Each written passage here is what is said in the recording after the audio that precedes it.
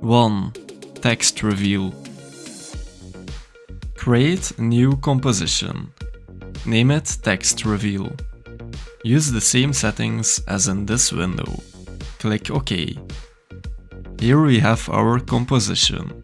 Ctrl-R or Command-R on Mac and drag a guide. Right mouse click. Let's place it in the center, half of the composition's height. Do the same with the vertical guide. Give it half of the composition's width. Click OK. Toggle off the transparency by clicking on this icon. Now drag a rectangle. This is our shape. Let's create a background first. Layer, New, Solid, and name it Background Layer. You can change the color here if you'd like to. Click OK. Drag the layer to the bottom. Click Enter to rename the shape. Let's name it Rectangle. Click this icon. Here is our anchor point. Position it to the bottom center. Now click S on your keyboard while standing on the rectangle. By toggling off the constraint proportions, you'll be able to scale it only vertical. Like this, you can make it bigger. Add a keyframe at 0. Position the time indicator a few frames further. And give it some height by scaling it up. Go a few frames further and make it 100. Now we have this animation. You can always adjust the values while standing on the keyframe. Now the effect is a little bit less heavy. If you want to adjust the distance between the keyframes, hold Alt and drag. The animation is linear. To make it dynamic, click the F9 key on your keyboard while the keyframes are selected. Let's change the roundness of the shape. You can find the tool here. Now it looks like this. Turn off the rectangle layer. I'm going to change the background's color to have higher contrast with the guides. OK. Let's make the text now. Enter the text you'd like. Stretch it out a little bit if it doesn't fit. Go to Workspace, Essential Graphics, click Character, and here you can change the font settings to your favor. Let's keep it Rockwell. Use the Selection tool. Position it to the center. Double-click on this icon while holding the Ctrl key.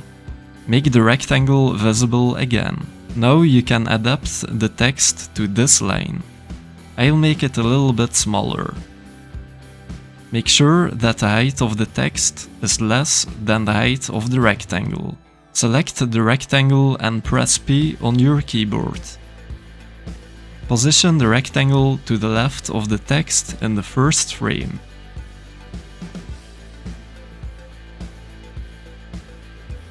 Press U to see all keyframes. The time indicator is a little after the last scale keyframe. Go to Position again using P. Create the first position keyframe here. Press U to see all keyframes. Let's put the position keyframe at the same place as the last scale keyframe. We are going to animate the position now. Move the time indicator a little bit further and move the rectangle to the right of the text. Now it moves. This is the whole animation. You can always move keyframes if you want things to change. To make it dynamic, click the F9 key on your keyboard while the keyframes are selected. Let's create the end animation for the rectangle now. Select all the scale keyframes and press Ctrl-C. Make sure that your time indicator is a little after the position keyframes. Select the shape layer and press Ctrl V. Right-click, Keyframe Assistant, Time Reverse Keyframes. Now we have the same animation from the start, but reversed.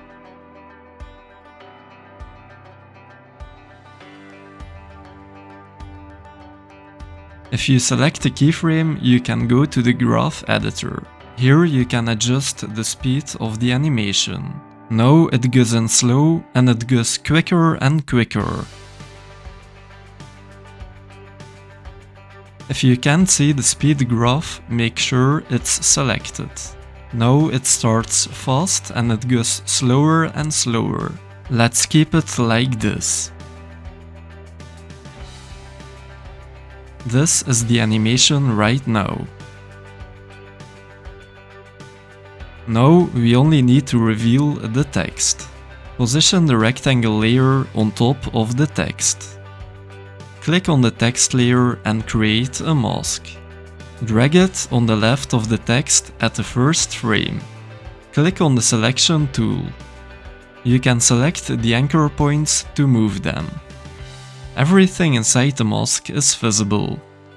At the end, the mask needs to include the whole text, like this. You can animate the mask with the mask path keyframes. Make sure it's on the left of the text and add your first keyframe at the start. Go a little bit further in the timeline. On every frame, the right anchor points of the mask need to be on a white rectangle. Create keyframes by just dragging the anchor points. Make sure that there's no text visible to the right of the rectangle. Like this, the text is getting revealed. Let's continue adding keyframes.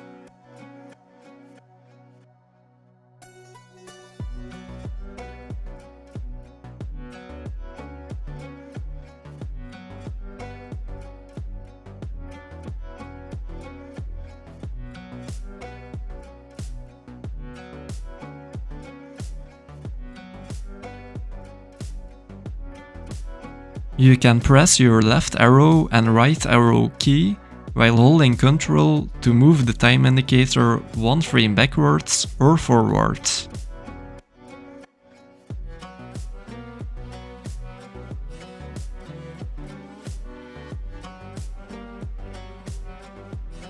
Not all frames necessarily need to have a keyframe.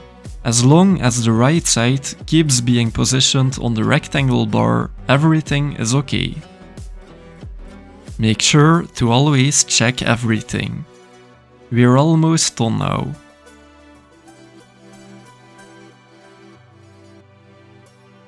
And now it's okay. The text is getting revealed by the rectangle shape. Let's change the background again.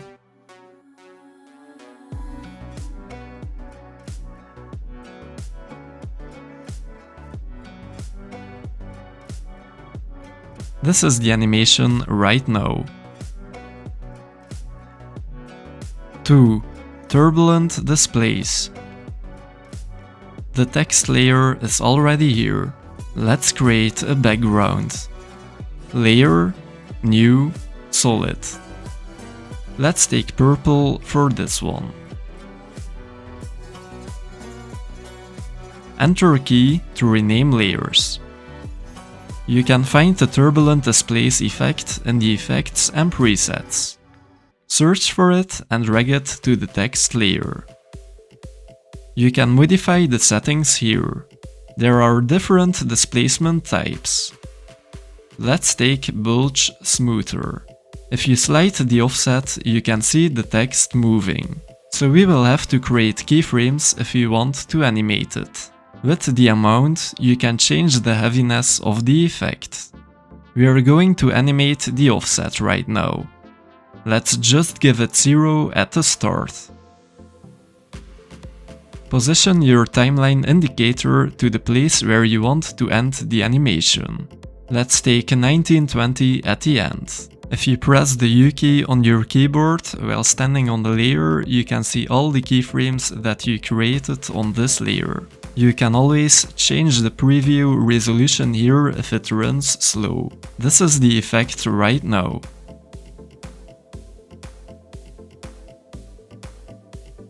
Let's bring the keyframes closer to each other to make the animation faster. I like this more. You can always navigate through the displacement types to see the result now. Just modify it to your favor. I like a quick animation with a not too heavy effect. Like this, it's fine for me. 3. 3D animation. I've already placed the text and the background. If I use a tool that you don't see, click Toggle Switches Modes. Click this icon to make the text a 3D layer. If you press the R key on your keyboard now, you can see that you have 3 types of rotations. The X rotation, the Y rotation, and the Z rotation. You can animate everything using keyframes. Let's animate the rotation on its Y-axis. Normal rotation at the start. Let's try to give it -5 at the end to make it spin 5 times. Just try out some values until you're satisfied. 4 times looks okay. Position your time indicator somewhere towards the end, and add an extra keyframe by clicking on the diamond icon. Go a little bit further and make it spin in its opposite direction from here. You can just test out some things. Let's delete the last keyframe and bring this one towards the end. Now we have this.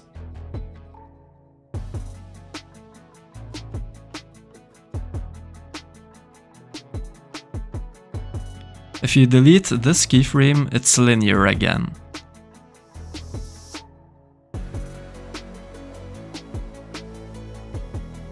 If you select a keyframe and press F9, then the speed will be dynamic. Let's do that for the last one as well. While a keyframe is selected, go to the graph editor. Make sure that the edit speed graph is checked on. If you drag the handles, the speed of the animation will change. Now it will go quick at the highest point and slow at the lower points. Let's try to increase the value to make the effect even heavier. So it goes quick and slower.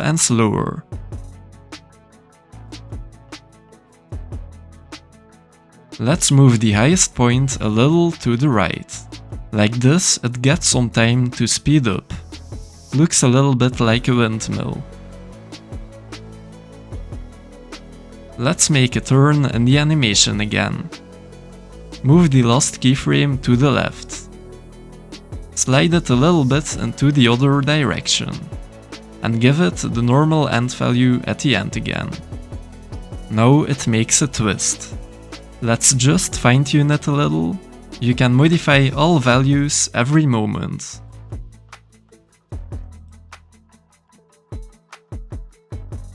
Let's make it stand still at the end for a little while.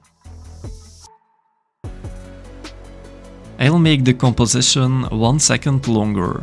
Composition while standing on the composition, composition settings, and make it longer. I'll need to stretch out the 2 layers. And that's it. You can give the animation motion blur by clicking on this icon. Let's see what it gives. This is our final animation. 4. Ramp. Open the text layer and choose Animate Scale. Here we have a range selector. If you scale it up, the characters scale up all independently. This is because all characters are included in the range. Open the range selector. Click on Advanced. You can make the shape ramp up. Like this, the characters ramp up in length if we scale it. If we choose ramp down, the scale of the characters ramps down. Let's make a ramp down animation. Let's give it a high scale value at the start. 500 looks okay for me. Let's bring it a little bit further to 0. Don't forget to keyframe it, of course. So 500 at the start. Now we have this animation. Let's go a little bit further and bring the scale to 100. Now we have this. Let's make the animation a little bit quicker. You can position the keyframes how you want. Let's add a tracking animation as well. Animate, tracking. At the tracking amount, you can change the distance between the characters. Keyframe it with some distance at the start, and bring it to 0 at the end of the animation. Now we have this. Select all keyframes, and press the F9 key on your keyboard. Now the animation is more dynamic. What we are going to do now is make an animation of the position. Press P on your keyboard while the layer is selected. Go to the end of the animation. Add a keyframe, and let's bring it down at the start. Now it's going to come up. Let's make it smoother. Select the keyframes and press the F9 key. That already looks better. Let's bring it even more down at the start. Now it's perfect. That's it for this animation. 5.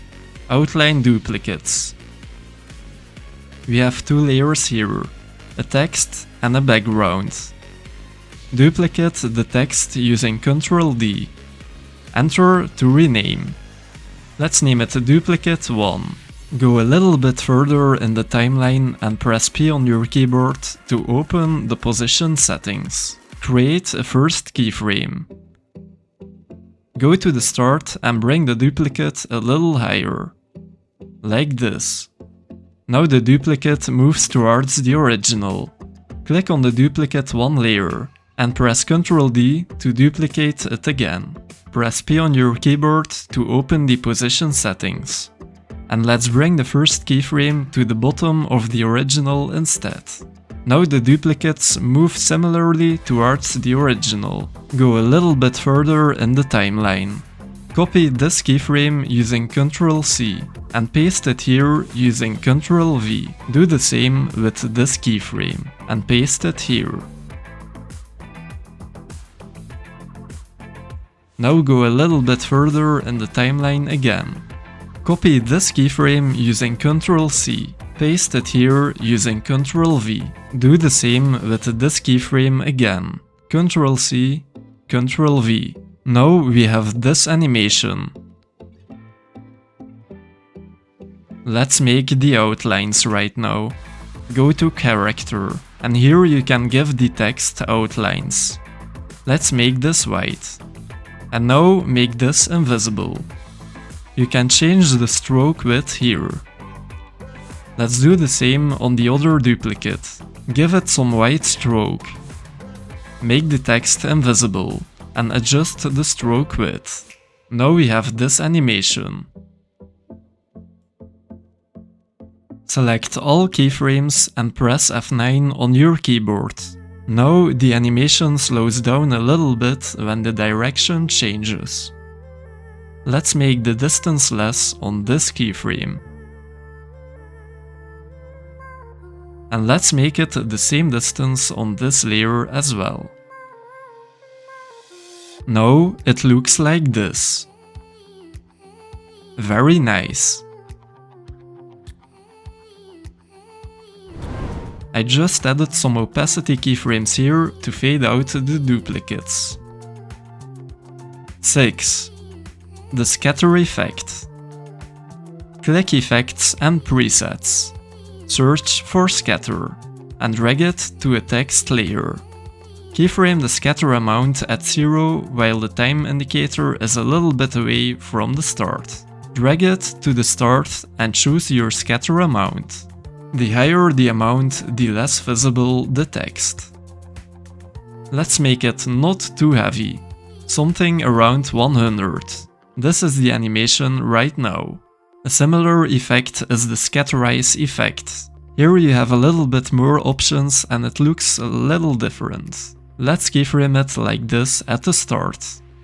Go a little bit further and let's make it normal. Now this is the animation. Let's try to change the twist. Here it doesn't do a lot.